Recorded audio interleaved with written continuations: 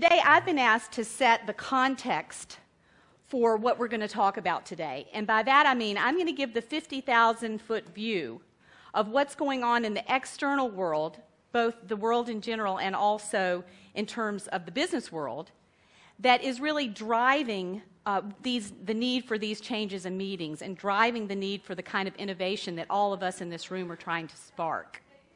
So essentially, what I want to talk about today is why we need to engage stakeholders and tap into collective intelligence. What's going on?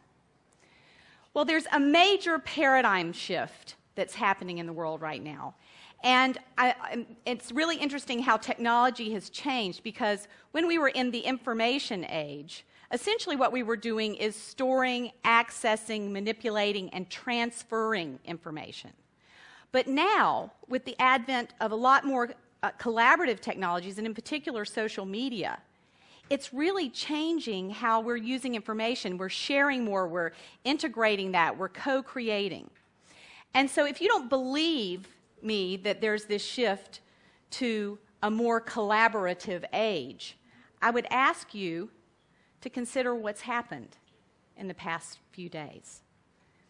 And what's happened in Tunisia and Egypt is all about, if you look today, the front page, how many of you saw the front page of the New York Times today? Some of you out in the rest of the world may have not seen it, but on the front page of the New York Times here in New York, which is the center of the universe today, right? It says, a 2-year collaboration of dissidents was the key to the democracy movement. And as you can see from this slide, one of the key activists said that Facebook was essential to their ability to topple a 30-year regime. So we are in an age of collaboration. And that is affecting business. Because in the information age, we had a lot more traditional organizations. Organizations were more self-contained. Now we're working with all kinds of partners. We have different strategic alliances. We work with contractors. So the organization has more fluid boundaries, so to speak. It's not so self-contained anymore. And we all know that the transparency of information has skyrocketed. You can't keep a secret very well anymore, right? It's hard to keep a secret. And when before we were heavily focused on business processes that were very orderly and one thing happened after another, now we've got all this networking so that things don't happen in the same kind of linear fashion that they used to. Some parts of our organizations do, but we've got all these new ways of working together that are really changing how we get work done. And finally, CEOs are particularly interested in this. We've shifted from an age where centralized authority was more prevalent, and now it's about authenticity and shared power. And people in positions of power, whether it's running a government or running an organization, are starting to sense this and feel it. And it's really setting the tone for some big changes in the way we communicate. And that main change in tone is that we can't just tell and sell. Executives or leaders can't just get up and tell people to go do things anymore. Now we have to ask and engage. If we want to get things executed, if we want to get things done, we have to be able to engage the people that we want to do that execution in the process of figuring out how to do that together. Now, you may be saying at this point, well, what does all this have to do with meetings, Mary? Well, meetings, in my mind, are one of the most important collaboration tools that we have. We've had them around for centuries. The problem is, a lot of meetings look like they did in the 14th century when the term was coined. We've got old meetings. We've got meetings that look like the picture on the left and not as much like the picture on the right, although we're starting to see more of that. And let me anchor this in an example for you. I had a client several years ago who was interested in getting they had a meeting of 3,000 leaders globally come together in one face-to-face meeting. And they wanted to encourage better cross-selling in the organization. Now, they were smart enough to know that they couldn't just get up and tell people to go out and cross-sell, right? So what did they do? Well, we ended up getting people in a situation similar to this, and I worked on this project with Larry Cherry, who's in the back of the room. There, Larry, if you want to raise your hand. And we got them to give us ideas about what could be done to improve cross-selling. Well, we got 4,000 ideas on how to improve cross-selling in the organization. And we parsed through those. They voted on those ideas. They came up with the top 3. Before we even left the room, 1,000 people volunteered to work on the ideas that we had identified.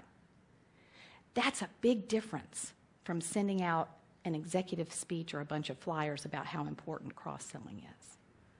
Okay?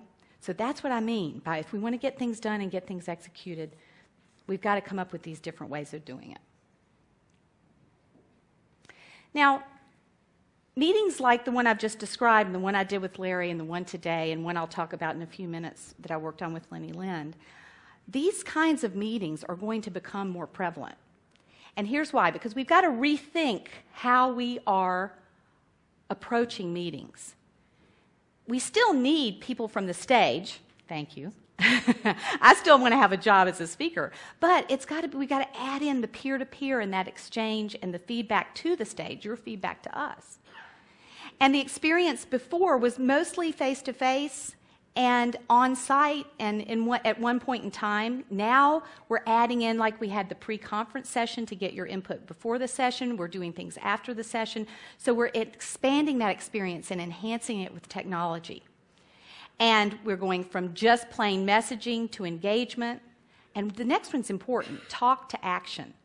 Most meetings you go and you talk at the meeting. I want to have meetings where something gets done. And I think that's something that resonates with CEOs when we talk about it. Yeah, let's get something done at the meeting. And we've been planning meetings for years, but now we need to design them. We need to look at both the form and content as well as the logistics in order to deliver on the promise of what meetings can do. So in short, what I think we've got to all do together is to rethink, why are we holding these meetings? What are we doing the meeting for in the first place? We've got to redesign them with new methods and technologies. And as an industry, we've got to reinvent the facilities, the methods, the technologies that we have to really engage people in what happens at an event. I am saying that now we've got this age of collaboration, but that doesn't mean we have high-performance collaboration, does it? Just having more collaboration, what's the value of that? There's no value in just collaborating. We need to have high-performance collaboration. And the problem is, we all think we're good at collaborating, right? How many in here think you're not a good communicator? Okay? Nobody, right? Everybody thinks they already know it. But here's the thing. It's kind of like a difference between a triathlete and a child or anybody else that is running, biking, or swimming, right? They have to use science. They have to use special diets. They have to use special equipment. They have to use, there's all sorts of things that improve their performance. And we've got more than 30 years of social science information and understanding of how to collaborate better that we're not putting to good use. And we're going to need to put that to good use when we redesign these meetings, because we need to teach people to be high-performance collaborators, and we need to have high-performance meetings as part of that collaboration. Because really, these well-designed meetings are going to be at the heart of a high-performance collaboration age. And if I'm right about this and meetings are this important, and if we are in an age where collaboration is going to be central to the human experience, not just at work, but in the world, then we as a group don't just have an opportunity, we have a responsibility to really change the way meetings change the world.